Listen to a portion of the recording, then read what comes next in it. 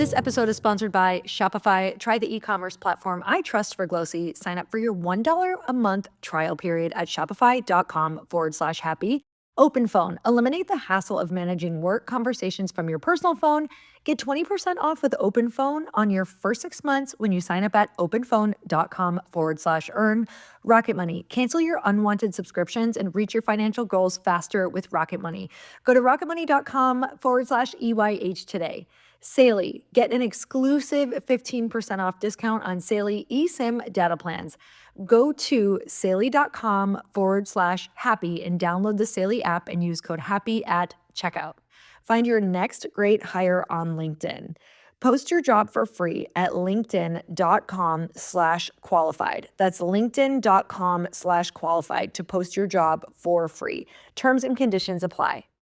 You know, one of the biggest lessons that changed the trajectory of my life was to stop trying to do things with the women on stage and start doing things with the women who were in the audience. And I am so grateful that I took my energy away from, at the time, trying to get with these groups of women that I saw on stage, because all my energy was like, why won't they let me in? Why can't I get on that podcast? Why aren't they inviting me to speak? Why don't they see me? Why?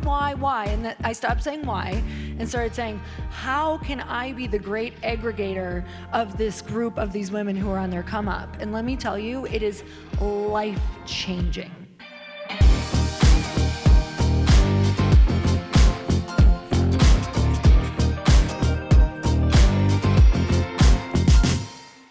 Hey everyone, welcome back to the podcast. I have a special podcast for you today because we are repurposing some podcasts that I have been on. So not that I've been on this show, but either interviews or different panels or different interviews on stage that I've been on that you probably haven't been able to hear because they're not on this particular podcast. So this one is extra special though, because this was from my friend Kacia Ghetmiri's event. And over the years and all the businesses that we've had between Chris and I, it's always fun for him and I when we get to collaborate and do something together, and you get to like see that dynamic between him and I. So with Chris and I running our Elite Entrepreneur Mastermind together this year and working on something really exciting for businesses that aren't making $500K or more per year yet. So up to the $500K mark. It has me so excited for all the businesses and big dreamers behind them that we're going to be able to grow this year. So for this episode, I thought it would be super fun to share a panel that Chris and I spoke on together at Kacia's event. So we talked about relationships, especially navigating changes in relationships as you're at the start of building massive dreams and maybe feeling a little misunderstood by those around you, could even be your family. We also talk about relationships in business from your business partners who should even consider having a business partner, and the people you need to seek out and collaborate with on your come up. So you guys, I hope that you enjoy this. We so had a blast at this event. And I think that you'll definitely hear that between the three of us. We love to not only teach and be on stage and be in a room with incredible entrepreneurs, but we freaking love to laugh and make jokes. So I hope that this lightens your day and that you get a lot of gold out of it. So let's get started. Chris Moriarty, everybody, let's go. Okay, so you guys know I wanted to just have like a really juicy convo about anything with you guys, in particular relationships, because I think it's really important that we just are honest about how marriage and building businesses side by side can be really fucking messy and challenging. So can you guys give us, like, just for a little bit of context, let's go to the first season when you, Chris, were working in banking, and Lori, you were like, I don't fucking know what I'm doing with my life yet. That season, what that was like in your marriage, because there's women in this room that they might be the one that has this big vision, and somebody else that they're maybe married to, doing life with, doesn't understand that vision, or they're in that season where one person's going on a different rate than the other. So let's speak to that season first. Who's there right now? Raise your hand if that's the season that you're in. You're kind of like, oh, you got the bug, this is where you want to go, but your partner is not necessarily there yet. Okay, cool. What about, I also want to take the temperature, because whether you guys have a partner or not, I kind of want to know if that's the same for you with your family. Like you've got the bug, that's where you're at, but your family's not on board. Okay, so you guys know you can translate this conversation to that as well. So I would say that came at I feel like we've always kind of known we were going to do big things, but life happens. And at this particular time, I was not the breadwinner in the family. So it also put an interesting stress on the relationship in where I had these big visions and I wanted to be starting to do things. And I came home and said, I want to do these fitness competitions, but these things were very expensive, right? Probably like I need a website, I need maybe the assistant, I need all these different things. And if you're not the primary breadwinner, I remember feeling like, oh, I know I'm supposed to be doing this and this is a big risk on our finances, and it was a really big risk for me. Who feels that pressure as well? Yes, the pressure is a blessing. The pressure is a blessing. So you just have to remember that when you're in it, that sometimes when that pressure goes away, or if you didn't have it, you might not be in this room. Do you know that's true? Raise your hand if that's true. So Billie Jean King says pressure is a privilege. Like when that pressure goes away is when you actually kind of stop performing. So first of all, thank that pressure in the situation that you're in right now. But I can say that was a time in our marriage where I was feeling really guilty about going after my dreams. And he was still using some languaging that wasn't awesome, like, hey, that cute little dream that you have is costing us a lot of money. And I was like, you mother beep. Like, I just literally, but I realized this is when all of you who are the visionaries, it is your job to take them with you and paint that vision. It is now your job to say, well, whatever this looks like, this is where I'm going. I want you with me, invite that person with you, but you have to unapologetically go there as well. So what were you feeling during that time? Use the word seasons, right? So up to this very point where she's describing, it was my season to be growing my career really fast in banking, and then all of a sudden the whole world fell, especially for banking, and we were living beyond our means, so it became a season of starting over financially. Simultaneously, from my perspective, this is when Lori said, oh, I'm going to never let this happen again. Therefore, I'm going to build my career, my persona, and be able to contribute in a big way. And those two things colliding, the resources needed for her to go all in, and the lack of resources from having to start over, that was what created the tension. And I think the best thing that Lori did when that tension was there, she put her foot down. She gave me an ultimatum. And I remember we were sitting in the kitchen, and you said, listen, we need to talk. You tell me that you want me to do the fitness competitions, you want me to go for the magazine covers, you want me to go build this career, but then every time that I do what it takes, have an expensive grocery bill because of the food that's required, like organic chicken or whatever it was back then, or have to enter a competition or travel. Every time I do what it takes, you give me resistance, or you complain, or you say, hey, that's too much. And she said to me, and this is very important, she said, you're either a part of the solution or you're not, but I need to know right now, do you want me to do this? And if you do, then you got to start acting like it. And if you don't, you got to tell me now. And I remember when she told me that, I was shocked because I actually didn't know that I was saying those things. I didn't know that I was making it tougher on her. I didn't know that I was creating that resistance. So a lot of your partners, a lot of your family, a lot of the people that care about you that are a bit of a headwind right now, they may not know that they're the headwind until you tell them. And in Lori's case, give them that ultimatum. And my response was, well, hell yes, I want you to go for this.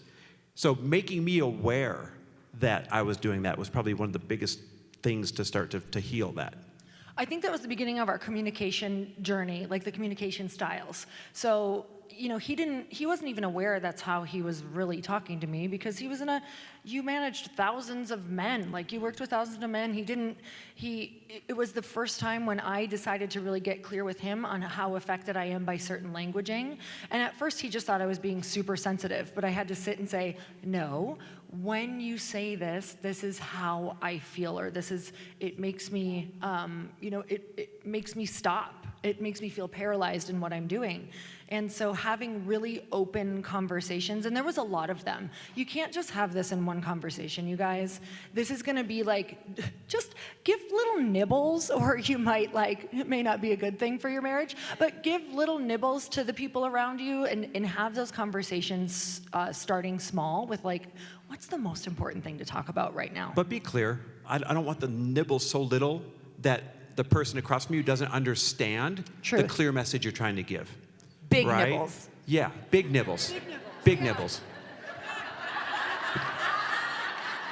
Earlier I had Trent say poop and he was really uncomfortable with it, so I don't know, I'm just keeping this theme going. There's nothing you could say to us that I know makes us to you uncomfortable. guys, and I know, Lori, you have been talking about wanting to be on an evolution of being more the 14-year-old boy that's in you. So here we are. I'm just opening the door for you. Okay, so in particular, because relationships, I don't necessarily just mean marriage, although I love how open you guys are, so we're going to dig into that in a lot of different aspects, but with the family dynamics. So at the time, because this feels like this is lifetimes ago, but I just feel like it's really relevant to a lot of women in this room, where you're wanting to do fitness competitions, you're getting on board with this vision, you're starting to work on this language at this time, and your family does not understand what you're doing. How did that feel? How did you emotionally support yourself while trying to navigate this dream? What did some of those conversations look like? Boundary, all of it. Give us the juice, the tactical stuff. I feel like in the beginning of your dream, you don't want to overshare with the people who aren't going to support you. And so when I knew it wouldn't be supported, I just kind of wouldn't ever talk about it, and I wasn't really asked about it. So it kind of worked out great. And I would just keep that part of my life separate until I felt strong enough that you can go and start talking about those things. Do you know what I mean? Those people still know you as 8-year-old you. They're going to treat you like that little version of you, and you're not that person anymore. And sometimes when we bring this little seedling of a dream into that, they can just stomp it, and it's not ready for that. That seedling isn't strong enough to go into that environment. So in the beginning, I think that we kind of kept some things, especially just on my end and my family, a little more under wraps.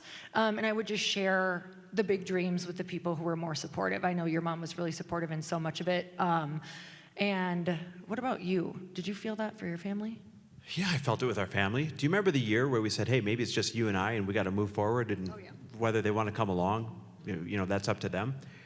My family, while they were very, very supportive of go do your dreams, it was always with an asterisk back then. And the asterisk Anyone resonate with that? That asterisk was as long as you don't have to move too far away, right? That was our asterisk, yes. And they didn't understand why at the time we had to move from Minneapolis to LA to really be able to go become who we were meant to become. And there was a year there where they thought we abandoned them, and they thought we were being selfish. And my dad had said to me, hey, I think you guys have lost yourselves. And those are really tough things to hear from your family when you're supposed to have a close family. But those are the moments that are going to derail you. As long as you know where you're going and why you're going, then you have to unapologetically go there regardless, because if you stay back, you're going to be resentful. So it's kind of a lose-lose situation either way, right?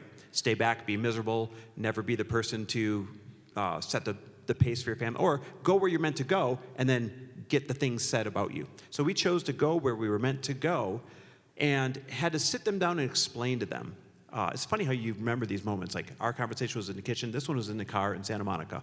They came out to visit. It was a horrible visit. And finally, we were on a car ride, and we said, listen, we need to explain something to you guys, my mom and dad. We said, we're out here so that we can create a large enough vision that then gives us the resources so that the family can be together more than the average family and create more memories than the average family. But you gotta give us some fucking time to do it, and you gotta get off our backs. And it was, preach! It was the first time that we explained it that clearly and explained the vision of what does that look like. So fast forward, they were a little bit more understanding. We felt a little bit more supported. And then all the dreams started coming in. And we were able to bring them out for 5 months every winter in Santa Monica by us. Not with us, but by us. We have boundaries. We have boundaries. I love how you just clarified they didn't stay with We have us, boundaries. just next to us. And all of a sudden, my dad dies out of the blue at 72. And when I say out of the blue, he was like Mr. 99 or bust, like perfect shape. They're like, everyone else in our family lives to like 10,000 years old, right? And he dies out of the blue at 72. And if not for us going where we were meant to go, even though it meant a little time out of a couple of years where we couldn't spend as much time together, we wouldn't have had all of the memories, all the time spent, all of the, right? We wouldn't have had all that because of the resources that we gathered in order to create them. Does that make sense? So good. Okay, can you talk a little bit about the seasons of life where one of you is on like a train to fuck yeahville, like in your rocket ship, and the other one is, I'm just being really unapologetic about this. I feel like it's a vibe when you're like pregnant, It's you're running fast, you're dropping an F-bomb, like I don't know. Potty mouth Feels baby. Right. Yeah, it's like I'm saucy now. So one of you, and I'd actually love to hear about seasons, because you guys are also like both building big things right now, but the season of one of you being on this big like trajectory this way, how did you like create space for the other person to figure out what their thing was too? Not getting too codependent with each other, but simultaneously building dreams side by side and supporting each other. Like, what did that look like? What was like the messy behind the scenes of that? Just, I'd love both your takes on it. There's been a lot of moments where she's been in a season and not me, or vice versa, but this reminds me specifically of when you had the fitness career going and the online membership and all of those things that were highly profitable. And we're on a walk, and she says to me, she's like, I don't want to do it anymore. I said, what do you mean you want to do it anymore? You film like 60 minutes a month, and it makes $120,000 a month, and blah, blah, like, suck it up. Film the workouts. But she looked at me. Sometimes I come from a point of logic, right? No, and it's not always healthy. Don't do that. And We're going to argue about this later. Okay. She looked at me, and she said, no, you don't get it. Like, I'm over it. This is not my chapter anymore. I don't want to do this. I want to do something else. Energetically. You guys know what I'm talking about? You're like, even though it looks really good and it's doing great things, I was like, energetically, it was done. So I knew that she meant it, and I knew that I had to support it. And from that moment on that walk, we said, okay, it shifted to what does the plan have to look like? Where do we have to backfill? And how do we make this happen? And you had taken, I forgot how long it was, but you just needed a season to figure out what you wanted to do. Because it didn't come with like, hey, I want to shut this down and do this thing next. It was, I want to shut this down and take some time to figure out what's next. So when given that time, all the great ideas come. Mm-hmm. But you just have to trust your partner to and be able to provide that space for them. You know, I think back to the rocket ship question as well, when I'm just trying to think of the different times. Sometimes you don't even realize you're on it, and you're doing the thing. And I remember a few times you were like, oh my gosh, I just feel like you always have something to talk about and you're always in such a good mood. And I think you had a moment where secretly you were like, God, why does everything always have to be great? On date night at Hillstone. I don't want to dominate the stories. You want to tell it? Do it. I feel like this perspective though is more... Yeah. Okay, I'll give you the fast version. It was in the beginning. We're on a date night at Hillstone, Santa Monica, favorite restaurant, and she's sitting across from me, and she's talking about these exciting new people that she met and this exciting new thing they're going to do together, and it's going to be, and I remember sitting across from her being like, why does it always have to be so new and exciting? What's wrong with our life right now? Let me tell you about this old, boring thing for a while. And it was real to me in that moment. And in that same moment, I caught myself, and I thought, wait a minute, what's wrong with you, Chris, that you would be upset that she is excited about something that she wants to create moving forward? That wasn't a her thing, that was a me thing. And I didn't say anything to you that night, but I went home and I'm like, hey, I got a bit of a problem here. Because the truth is, things were kind of good. Like, marriage was good, life was good, finances were good, and we know good is the enemy of what? Great. Of great. So I'm just kind of hanging out down here in good, and Lori's on that rocket ship that you referenced. And I knew that was my wake-up call. I knew that if she stayed on this rocket ship and I just hung out down here in good, she was going to end up in the stars, I was going to be down here, and that's going to be a distance that was far too much for us to have a relationship. So I started looking for, wait, how can I kind of get on a rocket ship of my own? And it's not like it happened the next day, but a couple months later, that was when I decided to read 30 books in 30 days and learned all sorts of things from that. And that kind of propelled me to go to the pace that she was going. So I want to share something about that too that I found really interesting, because obviously we have a lot of different couples friends and we like to analyze. So I'll tell you that there are some women that we know whose husbands are not necessarily on that rocket ship. We have friends who their husbands are amazing stay-at-home dads. They really are more into just like hunting and being at home and being a husband and like just kind of not necessarily on a crazy growth trajectory, but that works so well for them because he's the support at home. And for these people's particular personalities, they're like, I actually don't necessarily want that, and I decided I didn't want it. I thought I wanted it, but then I really thought it all the way through and what that would actually look like and what I would have to manage if that happened, and they actually don't want it. Like, they want it to be that way, unless their partner obviously wanted, then there'd be another conversation. But you have to stop and think, do I actually want this, or do I want it because I see other couples doing it? Or is this the most supportive version of this person for me right now at this time? So that's a really big thing to think about. That's been coming up often. Like, even a couple people said that as a takeaway of like owning like what it is that your actual vision is, even if it doesn't look like anybody else's, including the vision of your marriage, of your relationships, of whatever that looks like. So, okay, the season of you pause, like, let's go back to the season of you pausing memberships and all of these things that were income producing, and you're like, I'm gonna just take space to figure out what's next. There are a lot of women in this room that are in that season where they're trying to figure out what's next for them, and the space and the slowdown actually feels really fucking scary, right? So can you speak to that, Lori, from your perspective, and then Chris, to how it felt to watch her kind of like figure that out? Well, that space is beautiful and challenging, but that space is the work. That's, you think you're personally developed? Take some space or go home to your families for the holidays. Then you really learn about who you are. So that space was like years and years of personal growth and businesses, and then all of a sudden in that year, I didn't have the validation because I wasn't out as much in the world, right? Everything was kind of slowing down. I didn't have the feeling of being able to put things out and watch things come into my bank account and validating me through, okay, mama still got it, I can earn, because I wasn't, I was doing all of these things that were pulling back. And so that was the time when I was like, wow, I think I've done work, but this is really where the work is starting. Because you have to be able to validate yourself. And you have to be okay with the fact that you're not really doing much of anything, I was keeping up with different things. I was still kind of doing the podcast, but even that energy for me felt, if I went back and listened, I'd be like, oh, I can tell this is a girl who's not really like very gung-ho about life, And so I would ask myself 3 questions every single day. I would say, if I had all the time, all the money, and all of the network in the world, what would I be doing? And then I guess it was a 4th question. What do I want my day-to-day life to look like, and who do I want in it? And so that wasn't necessarily an answers that I was getting back about how much money things were making. It was like, what sounds fun? What would I do if I did have all the money? Because I learned really quickly that you could raise it. You could learn how to raise it, even though, I pretty much was like not graduated from high school. So all of these things that will come up in your head when you start asking those questions, let them come up.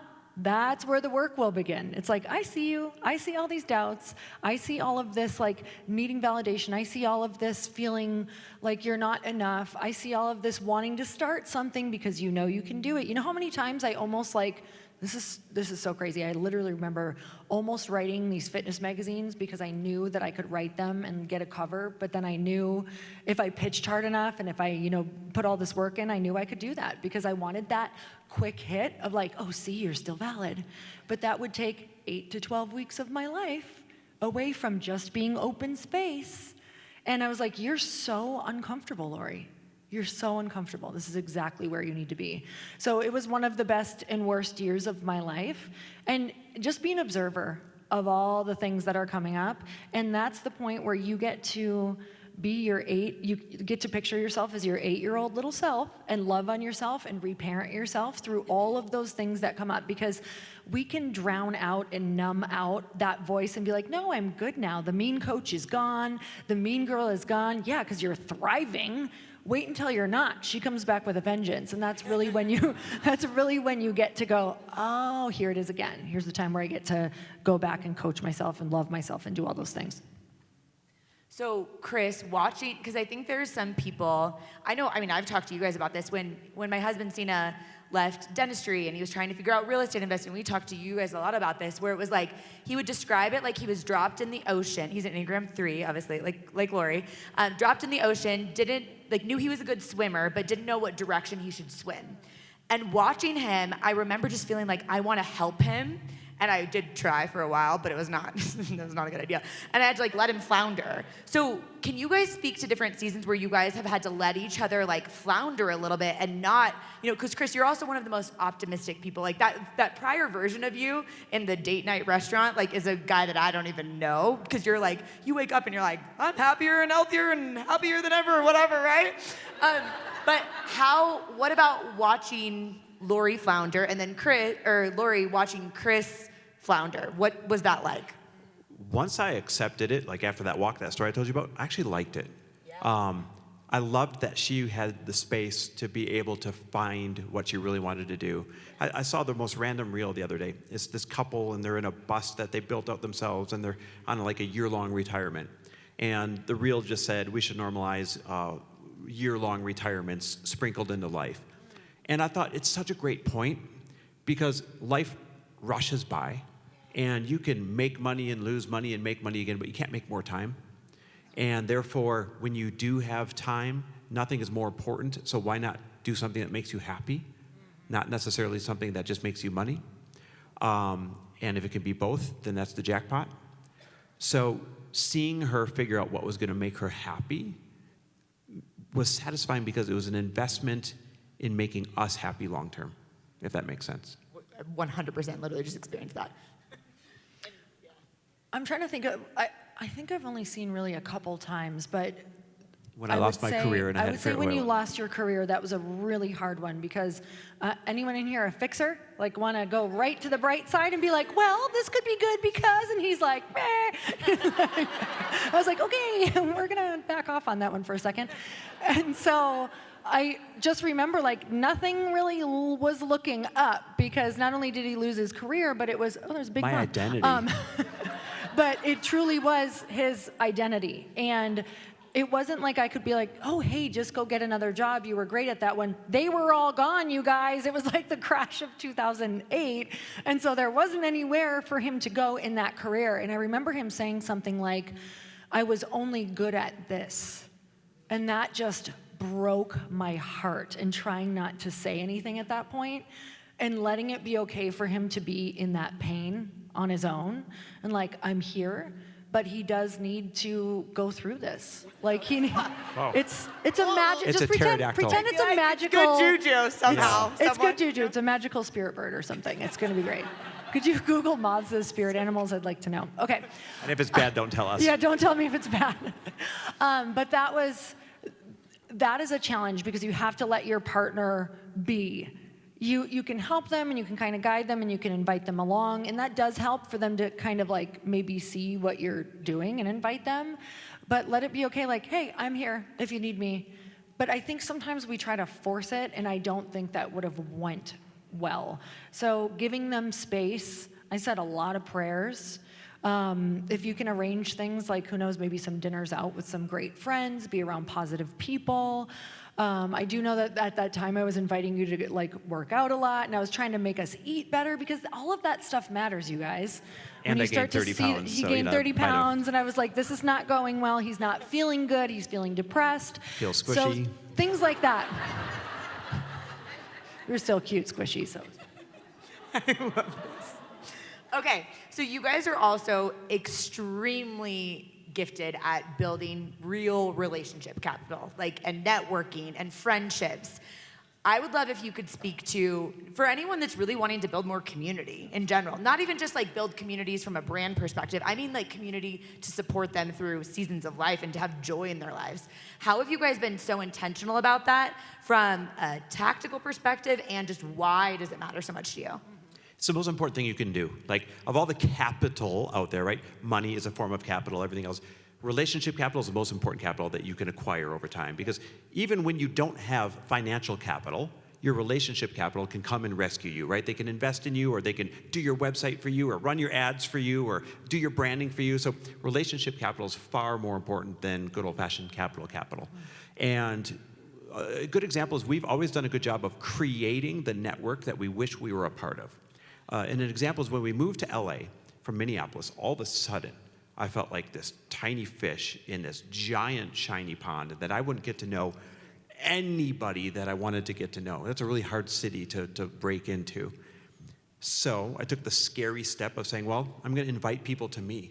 And I started booking dinners in like the back rooms of these really high-end restaurants so people would want to come. And I would start inviting and reaching out through social media and through acquaintances, people that I wanted to get to know, but I was also very intimidated to reach out to. And I would invite them to these group dinners, and I'd say, hey, listen, it's on me. It's a great place. I'm just trying to get to know more guys and get like-minded guys together. And the first dinner might have been 4 or 5 of us, and the second one, maybe 6, 7 of us, the next one, maybe 12. And before you knew it, I had to start capping these things and trying to let people not find out about them. And I was able to quickly build the relationships and therefore the relationship capital that I wanted in that city, because I built the place for them to congregate instead of trying to go get invited to the places where they already were. Yeah, you have to get bold. You have to just decide to be the person who's going to put it together. And I think it's so important to come to things like this, and then this is where you find your people and be the person that puts things together. Put it together in your hometown. Put it together over Zoom. One of the biggest lessons that changed the trajectory of my life was to stop trying to do things with the women on stage and start doing things with the women who are in the audience. Because you guys are all on your come up, and as you start to do things all together, it's easier to ask, right? It's easier to get together right now. It's easier to say, hey, screw it, let's do a girls' weekend, like a little mini mastermind together, the 4 of us or whatever. I will tell you right now, my crew that I got together with, they're popping off, you guys. And I am so grateful that I took my energy away from, at the time, trying to get with these groups of women that I saw on stage, because all my energy was like, why won't they let me in? Why can't I get on that podcast? Why aren't they inviting me to speak? Why don't they see me? Why? And I stopped saying why and started saying, how can I be the great aggregator of this group of these women who are on their come up? And let me tell you, it is life-changing. I would just add to that, that's one of the most important things that anybody can say up here.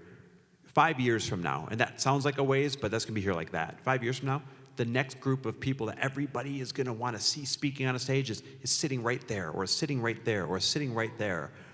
And yes, clap for yourselves. You waste so much time saying, I wish I could get in here, I wish I could get in there, instead of just looking around saying, who's like-minded, who's talented, and let's go crush it together, right? So good. Yeah, can we get a woo for that? Oh, love it. Okay, so both of you guys are building huge-ass businesses right now. And I would love if you could talk, because I kind of want to keep this on the relationship aspect of things. So more like emotional support. What does that look like? Who are you reaching out to when, the visions that you both have for the companies you're building, it's like, these are big, big things. So the distance between where you are now and where you want to go is massive. So I know, obviously, you have things that you can do from an internal perspective to support yourself and with each other, but who else are you tapping into? What do those conversations look like? How do you know when you need support? Let's speak to that for both of your perspectives. If you're someone who travels all the time and has to stay connected, let me tell you about Saily. Saily is a new eSIM service app, and you can choose from several affordable eSIM plans in over 190 countries and 8 regions.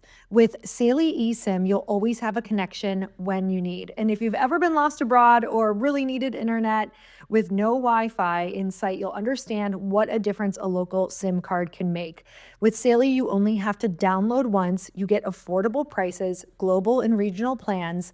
You can avoid scams, protect your privacy, stay connected, and have 24/7 chat support, along with a full refund if your device isn't eSIM compatible. Get an exclusive 15% off discount on Saily eSIM data plans. Go to saily.com/earnhappy, download the Saily app, and use code EARNHAPPY at checkout. That's Earn happy at checkout at Saley.com. As a small business owner, you don't have the luxury of clocking out early. Your business is on your mind 24/7. So when you're hiring, you need a partner that grinds just as hard as you do. And that hiring partner is LinkedIn Jobs. When you clock out, LinkedIn clocks in. LinkedIn makes it easy to post your job for free, share it with your network, and get qualified candidates that you can manage all in one place. I've had to hire so many people through the years, and let me tell you, it's one of the biggest challenges you face as a small business owner. And having an expert like LinkedIn Jobs in your back pocket is going to help you so much. Here's how it works. You post your job. LinkedIn's new feature can help you write job descriptions and then quickly get your job in front of the right people with deep candidate insights. You can either post your job for free or you can pay to promote it. Promoted jobs get 3 times more qualified applicants. Get qualified candidates at the end of this. So at the end of the day, the most important thing to your small business is the quality of your candidates. And with LinkedIn, you can feel confident that you're getting the best. Based on LinkedIn data, 72% of small businesses using LinkedIn say that LinkedIn helped them find high quality candidates. Share with your network because you can let your network know that you're hiring, and this is a huge help. You can even add a hashtag hiring frame to your profile picture and get 2 times more qualified candidates. Find out why more than 2.5 million small businesses use LinkedIn for hiring today. Find your next great hire on LinkedIn. Post your job for free at linkedin.com/qualified. That's linkedin.com/qualified to post your job for free. Terms and conditions apply. Some of you might remember that last year I did a 6-day fast. So it was kind of like a water fast. I used some bone broth. I used a little bit of these organic dark chocolates. But let me just tell you, that was one of the hardest things that I've ever done, but it was also one of the most beneficial things that I've ever done. Because fasting isn't just about shedding weight, and that's not why I was doing it. I needed a full reset. I wanted mental clarity. I wanted to feel better. I wanted to just completely get all of the crap out of my system. It was about recalibrating your system and setting myself up for success. And this is why I love Prolon's 5-day program. Prolon's fasting mimicking diet allows me to eat during the fast so that my body stays nourished while also getting all the benefits of traditional prolonged water fast and more. So Prolon's fasting mimicking diet is revolutionary. It's a plant-based nutrition program that nourishes the body while making cells believe that they're fasting. Researched and developed for decades at USC's Longevity Institute and backed by leading US medical centers, Prolon helps support healthy blood sugar, enhanced skin appearance. I'm all about it. Fat loss and improved energy and focus post-fast. I'm telling you, I've never had so much energy as I did after those 6 days, even during it towards the end. It all starts with their 5-day program, snacks, soups, and beverages designed to keep your body in a fasting state. No guesswork or planning required, which is a relief after this really busy season you've probably all had. 3 consecutive cycles of Prolon have been shown to reduce your biological age score by an average of 2.5 years and your waist circumference by 1.5 inches. To help you kickstart a health plan that truly works, Prolon is offering Earn Your Happy listeners 15% off site-wide, plus a $40 bonus gift when you subscribe to their 5-day nutrition program. Just visit prolonlife.com/happy. That's prolonlife.com/happy to claim your 15% discount and your bonus gift. prolonlife.com/happy. So we really support each other. First, I'll say, I think that in our personal lives, we've had such great conversations about what support looks like for each other, like what we need, right down to, hey, I don't like when you're like traveling back to back to back over a certain amount of time. I need a weekend mixed in here if there's like 2 or 3 in a row. So we're really communicative on what do we both need at home as we're both out in the world and starting to really travel. I think that's going to be a big thing for us. And then also I want to go to the friend thing before I go to also who we're tapping into. But I can say that for us, it's been really important to have really close friend and family time. So we've gotten these trips that we are kind of scheduling in throughout the year because that time with those friends, especially like the up-leveled friends, we've been finding that a lot of our ahas are even coming from that because it's space. When you have time with really good friends to like 3-4 days on a trip, maybe 5 to 7, that space and those conversations that come within there when you're with like-minded friends are kind of the things that might be your biggest needle movers, those ideas that come out of there. So we have now decided that that's a super important part of what we're doing. And then as far as networks, we're always having this conversation. We're literally having it right now. what dinners are we going to book? Who do we want to try to have dinners with that maybe are outside of, they're up here, and we're going to go out in the world and do asks and possibly get rejected, and maybe we'll keep asking, keep trying, and we're also going to trust, though, because sometimes we do these big asks and you get rejected. I trust that that wasn't right now. I'll keep doing it, and I can keep getting rejected, but I trust the process of I'm being put in the right rooms, but I also have to put myself out there. So we're putting ourselves out there a lot. Yeah. We're actually creating a lot of the rooms right now, and that's been really powerful because it allows me to invite in some speakers that I actually want to network with in my life or I want to learn from, and that just happened at Girlfriends in Business with Kaylee. I was like, great, I'll invite you as a speaker. Now I can learn from you and all of your genius ways for consumer good products. This is amazing. But also we want to facilitate groups of people because that's really supportive. We want that around us as well. I've just added that, you're talking about how do we accomplish this when we're both going after our legacy things. That's like both being in season at the same time. Yeah. This is the first time. Prior to this, it's always been I'm in season or Lori's in season. This is both of us at the same time. So we've been doing a really good job of giving ourselves smaller containers to accomplish the same amount of work in. And I had a boss a long time ago when I was in banking, and I had this love-hate relationship with him. But one of the best things that he taught me, and this is why I had this love-hate relationship with him, is he'd give us impossible deadlines to get things done, or what felt like impossible. And sure enough, I'd somehow scramble and get the thing done that I was supposed to get done by this deadline. And he would always say to us, he'd say, if I gave you a container this big, or if I give you a container this big, you're gonna get the same amount of work done. So that's why I give you a container this big. And I've really taken that throughout everything we've done, but especially in this season, making sure that I'm just not allowing for all the fluff and I'm not allowing for all the inefficiencies, but instead getting the same amount of quality work done in smaller containers so that we can keep the important thing, the important thing. Yeah. And as far as keeping the important thing, what are some tactical things that you guys do to even utilize, like, especially when you guys are both in the season of really going for it, to make sure that this marriage is prioritized when it's easy to just be like, my to-do list is so long? I mean, we have protected time in the morning, and these are such little things, right? But protected time. They're the biggest things. Yeah, but they're the biggest things. Simple in execution, big in effectiveness. Meaning, nobody can get hold of us in the morning until we are past our protected time. And during that time, that's our time to wake up and do our mantras and our prayers and get our walk in with the dog and do our workouts together. And all these things that we do together so we're not only filling our cups, but we're filling our cups together before we go and pour out to everybody and everything during the day. And then we make sure that we come together again at the end of the day with another container, in this case, usually a dog walk, and share our 3 wins for the day. So we've got these non-negotiables in place instead of just letting other people's schedules dictate to us when we try and fit each other in. Every single day we have these containers where we know we're putting each other first and everything else has to fit outside of those containers. I would say with that too, something that has really helped me, I feel like tune into you, is we've done this for like 10 years. You guys, if you guys follow us, you know that we do this, but we do something called the Power 9. And so we do it in the morning on our walks. And if we're not gonna take a walk, we'll do it real quick or whatever that looks like. It takes max for both of us, like 5 minutes to do, but it's 3 grateful fors. So you say 3 things you're grateful for, then you say 3 things you're excited about, 3 things you wanna manifest that you want to happen, and then we do 1 wish well. So technically it's 10, but Power 9 just sounds better. Okay, so Power 9, and so what that does for us is every single day, number 1, it gets me to focus on what am I doing?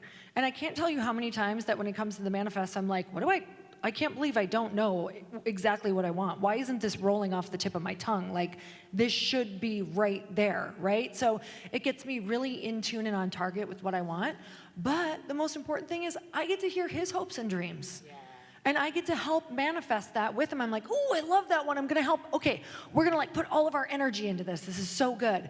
So that has been one of the biggest things for me that I think keeps us together, and it gives me this open space to like really share my hopes and dreams, and also a time for me to tell him how grateful I am for him. Like on the last week of gratitudes, like you've been in my gratitude as like, I'm so grateful you're my husband, and then I've been in your gratitude. Maybe it's just because I said you first, but either way, it's how, hey, if you ever want like words of affirmation, say it to them first, and they feel guilty, and they have to say it back to you.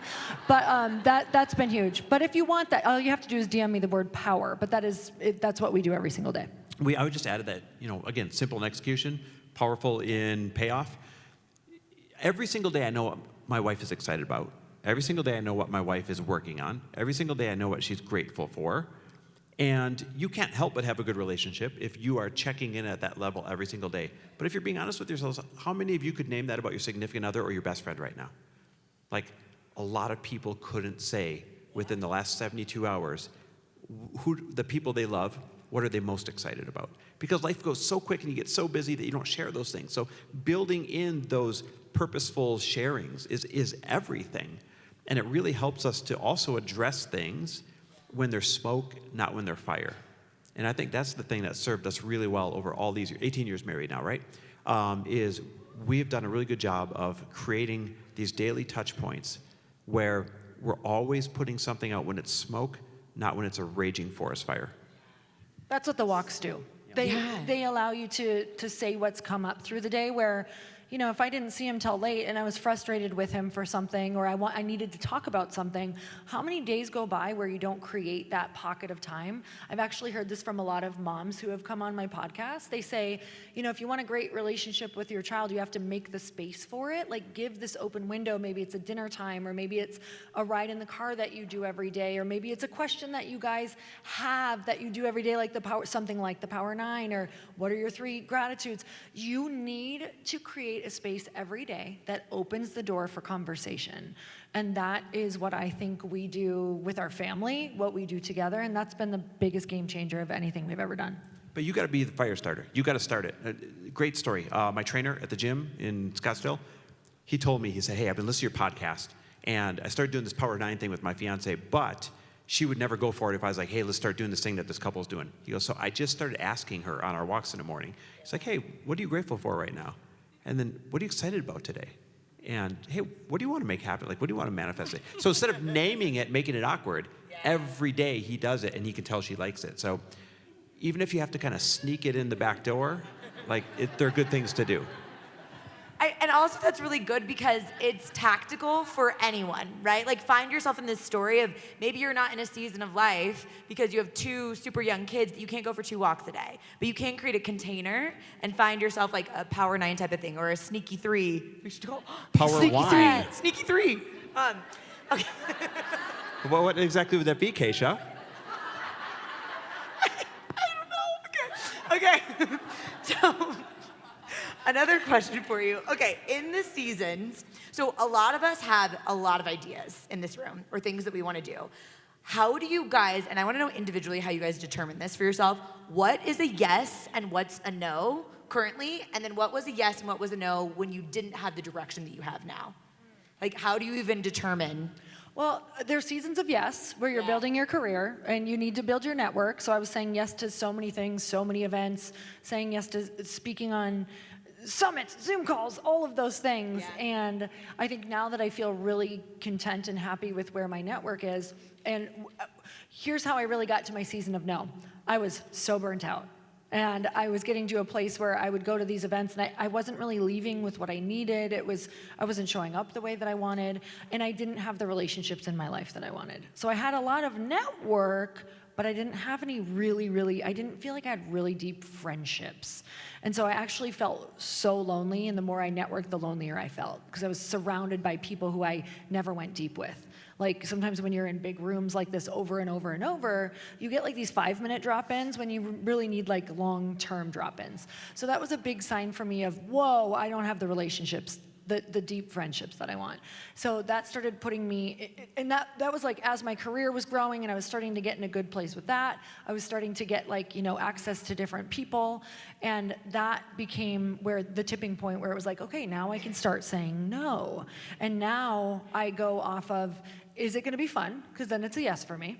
And is it, I always think of how can it be fun and also serve the greater purpose? So girlfriends, live living room sessions for podcasting, I'm like, that is so fun for me, and it fills content, so I get a lot of time back. So I'm looking at things of going, it's gotta be fun and it's gotta fill a purpose. It's gotta be on the mission as well. I think anything that you can multitask when you get really busy, that kind of falls into your yeses. And anything that is a singular benefit, that has to start falling into your no's.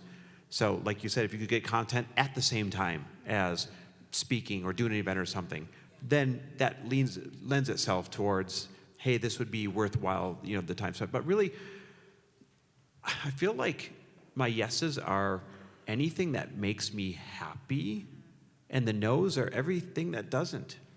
And as simple and dumb as that sounds, if you guys just started saying yes to more things that made you happy, then everything else just kind of falls to the side.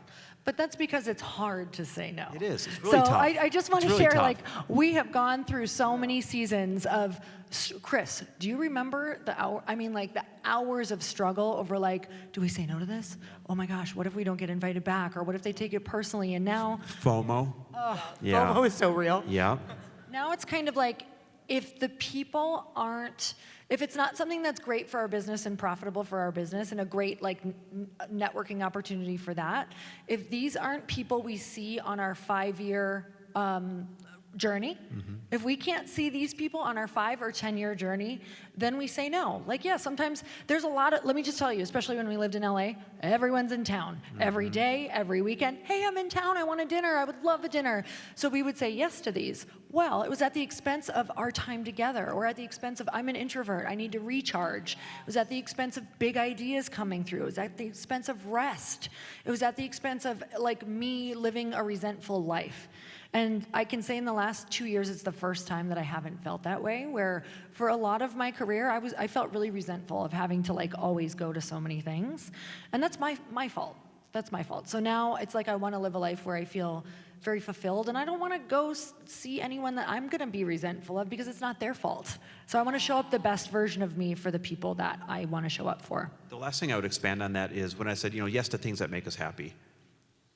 We're trained that it's selfish to put yourself first, but it's actually the best thing you can do. Because when you put yourself first, then you're going to be this awesome, happy version of yourself for everybody else that you care about. But when you say yes to everybody else's needs and no to yours, then you wake up and all of a sudden you got nothing left to give to them, right? So, and the pendulum swings too far sometimes. So you got to be very careful when you notice the pendulum is swung to you doing everything for everybody else, even though now they've gotten used to it. You got to say fuck them and like kind of bring this pendulum back to supporting yourself first. Don't you just love how honest they are and raw? It's so good. Okay, so I have to ask you guys, like, behind the scenes right now, what is, like, something that you're currently struggling with or working on in terms of either in your personal life or building the companies that you're building? And just, like, something raw, because I think sometimes it's easy there's someone in this audience, or maybe multiple people in this audience, that are like, oh, look at them, they're at this stage now. But, like, you guys still have so much shit that you're navigating behind closed doors. What does that look like, and Where we live? So we've woken up where we have a house in Scottsdale. That's home base on paper. We have a house in Newport Beach, and then the summer home up in Wisconsin. And maybe when I say that sounds romantic. In execution, it's not fun. And the Arizona home really is because family is there. But we're not happy there. And it's not an Arizona problem thing. It's just we're called to the beach and where all the energy is and where all the craziness is going on. And you hate the heat. Water. Yep, water, yep. And we've had a lot of conversations where we're spending a lot of time in this one area for everybody else, but not for us. And so we're wasting a half a year of our lives for everybody else, but not for a way that fuels us. But when we tell them, so hopefully it's not live streamed, when we or released We're going to drop this soon. later on a podcast, but So when we tell them, hey, we're going to spend very little time here, and we're spend a whole lot of time back in California where we're happy, and you're just going to have to deal with it, but here's the benefits that can come out of it. That's going to be a really tough conversation to have. But we know we need to have it so that we're happy. And I think it's an opportunity for us to talk about how intentional we want to be with them. Like, it's an opportunity for us to say, hey, this is how important you are, and here's what we want to do. Because even though we're here, we don't really see, you guys know how that goes. You don't really see each other as much as you want. So I think there's a great opportunity for us there to just, like, let them know, remind them of how important they are to us. So Quality over quantity. People will know they're important to you when they feel quality instead of just a whole bunch of empty quantity. yeah. At least that's what I'm telling myself, so wish me luck.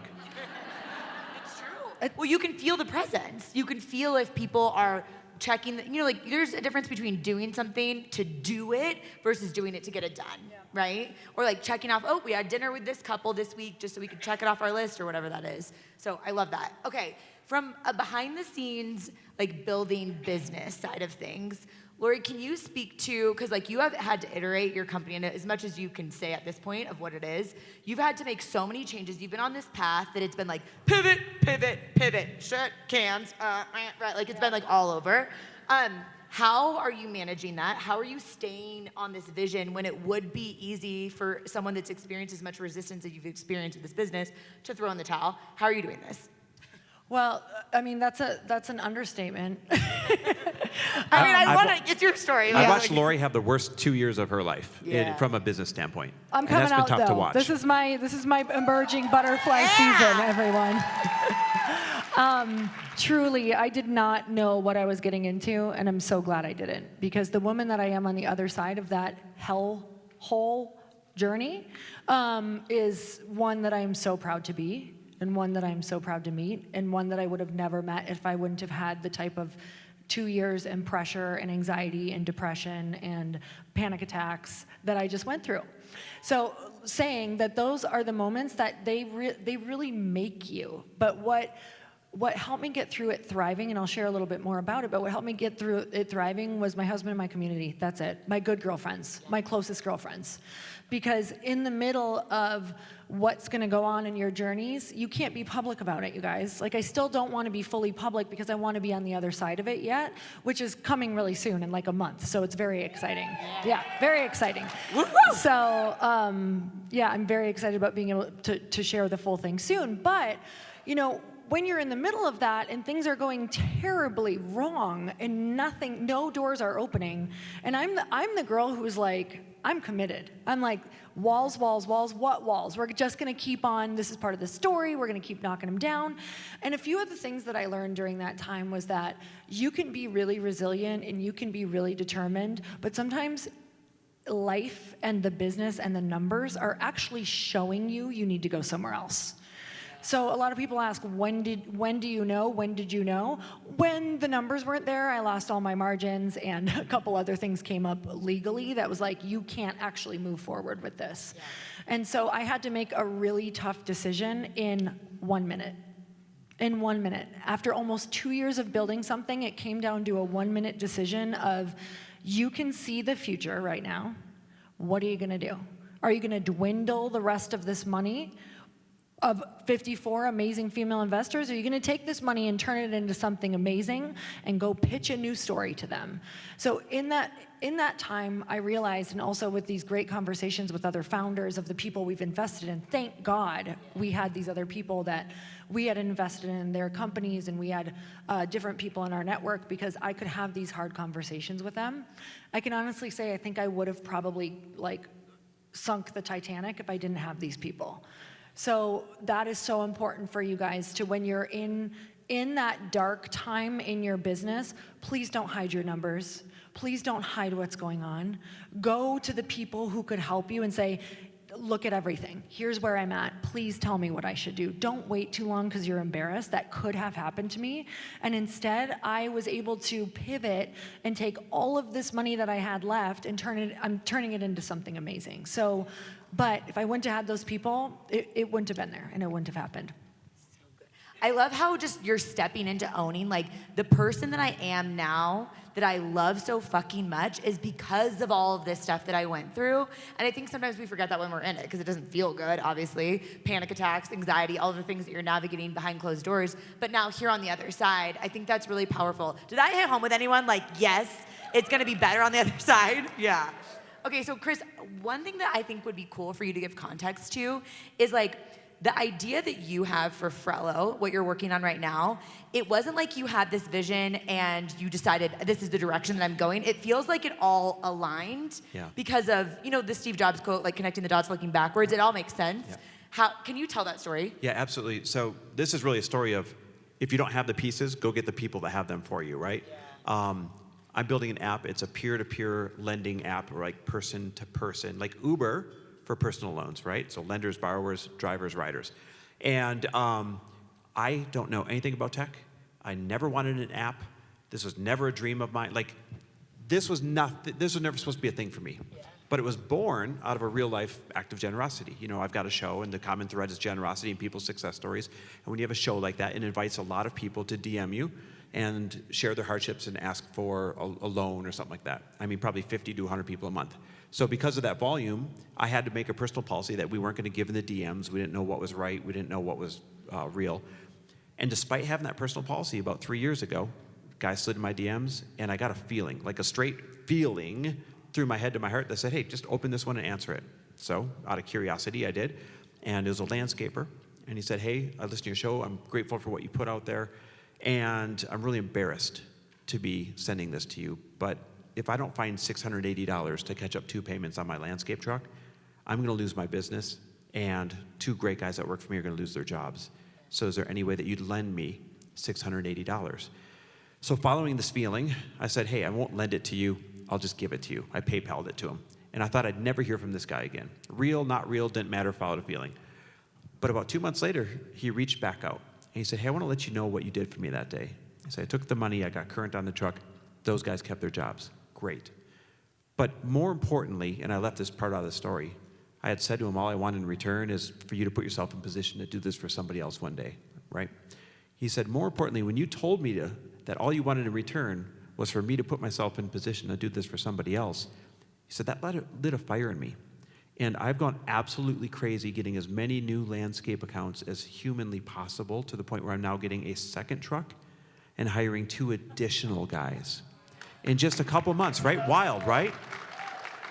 And that goes to show you, sometimes people just need a bridge. Sometimes people just need like a one win when they're getting their ass kicked. And that small $680, and I don't mean to belittle $680, but the grand scheme of things, to be creating jobs in the economy, it's pretty small, right? So that small $680, that moment, the outcome, that became the seed that I became obsessed with. Like, how do I pair more people like this guy and more people like all of us that would be incentivized to help give these people this little bridge? And the mission meant so much to me. It's good to know what you're good at, and it's good to know what you're not good at. And I knew the bulk majority of what it would take to bring this mission into real life, those were things I was not good at. So I went to a friend of mine, Matt, and Matt and I met at an event similar to this, more of a dinner event, but nonetheless. And Matt had just finished building and selling his tech company for multiple 9 figures. And I went to him and I said, hey, listen, here's the vision, here's the idea, here's why it's so important to me. Would you help me build this? I said, I'll give you half of everything if you do. And luckily, Matt, when he sold his company, got to keep his team because he sold to a competitor. And being the good-hearted guy that he is, he had said to his team, I will pay all your salaries for 2 years while you go find something else or coast or whatever you want, right? Because they got him across the finish line. So Matt had the expertise. His team had already been there, done that, and I knew I just needed them. And he said to me, he said, I like it, but you got to sell my team on the vision. And if you can sell them on the vision, we're in. So I got his whole team together on Zoom, painted the vision. Literally your on you Zoom. can tell anybody on a vision. I'm an enroller. So you know when people say know your strengths and know your weaknesses, tech, mega weakness. Like my brother has to come fix our TV when it breaks. No joke. No exaggeration. He's like, did you try plugging it in? Right? But enrolling people in a vision and making something popular, no problem. I'll do it in my sleep, right? So know your strengths, know your weaknesses. And him and his team coming on board and bringing this thing to life shows you that you're just a few people away from bringing any idea, any dream that you want to life, and that you don't have an excuse not to do it. You don't have to find the how. I'm not learning tech. You just have to find the who. And how did you meet him? At an event similar to this. It was actually at a mastermind, a dinner mastermind. So good. I've heard, obviously, you tell this story, and we are proud investors in Frella too. Yep. But I just think it's really important because sometimes we put a lot of pressure on ourselves of like, what's my one thing or what's my next big vision? But sometimes it's just doubling down on your strengths, right? And connecting with people and trusting that one day it will make sense and you'll be able to connect the dots looking backwards. It's like, oh, if I didn't go to this event, I wouldn't have met Matt. If I didn't work on networking, if I didn't do XYZ, if I didn't have this philanthropy mission of my podcast, like all of these things now connect, which is so good.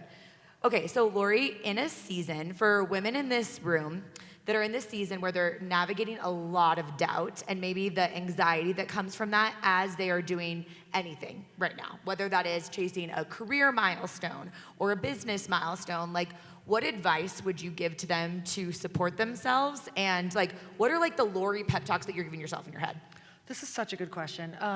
You know, and it's going to be so counterintuitive to what you guys think, because I was in that season, so I had to get myself out. And I got myself out by doing more scary things. So I got myself out of being afraid and having anxiety by being more afraid and having bigger anxiety. And what happened is, you know, when I was building, it was kind of like, I think all of that anxiety and fear and all the things built up because you kind of, when you're in the building season, go behind closed doors. And while there is an importance to that of like kind of needing to retain your energy, there's also a negative part of it too, because you get to build your own stories and spiral out of control behind those closed doors. Who's there right now?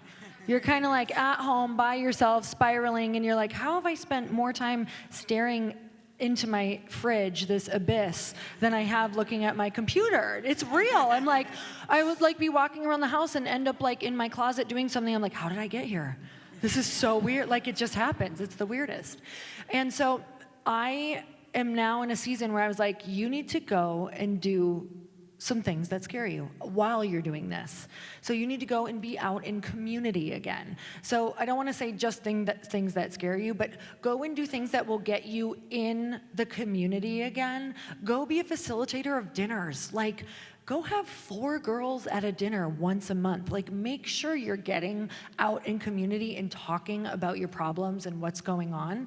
And that's really been the thing that has made me more confident, is doing these little scary things or being the facilitator of conversations or putting myself out there more, because every one of those little things you do is a confidence builder. The other thing that's been huge for me is getting back into my health and fitness routine. Guys, those are confidence builders. Those aren't just good for you. They're truly confidence builders. When you promise yourself to go to the gym 3 times a week and you break those promises, your confidence slowly dwindles, right? So make a realistic promise to yourself with your health, and that's also going to help build your confidence. That's all of these things you're putting into the bucket of how many things have I done to build my confidence today, and how many things have I done to actually kind of dwindle and drain my confidence. If it's like being alone and working and scrolling from home, that will make your confidence plummet.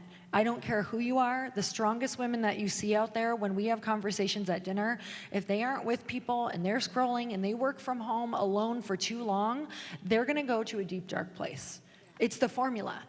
You guys simply wake up and do the formula for feeling better, or you simply wake up and do the formula for feeling like a total ass bag every single day. And so I want to do the formula for feeling good. And so I ask myself honestly, like, how do you want to feel when your head hits the pillow tonight? How do you want to feel when your head hits the pillow tonight? And I can't take another night where I broke promises to myself and I betrayed myself, because I deserve better than that. We all do. Boom. That was good.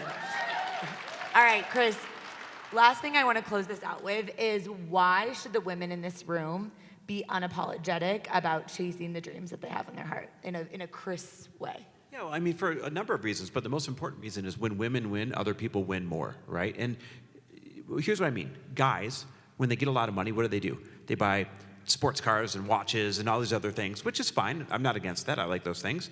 But women, typically, they don't go waste their money on that stuff. They are naturally more nurturing. They're naturally more giving. They're naturally more caring. And so when you put money and wins and success in the hands of women, it naturally gets distributed to the right people that need it a little bit more, as opposed to maybe the Ferrari dealer. So women... I mean, we do it. We just do it second. We're just gonna... Yeah, you do it in the right order. So the simple answer to that is, when all of you unapologetically go where you are meant to go, then everybody else around you, they will be lifted up as well from your success. And if you don't go first, then nobody else around you is going to go first. You guys are so incredible. Chris and Lori Harder, everybody.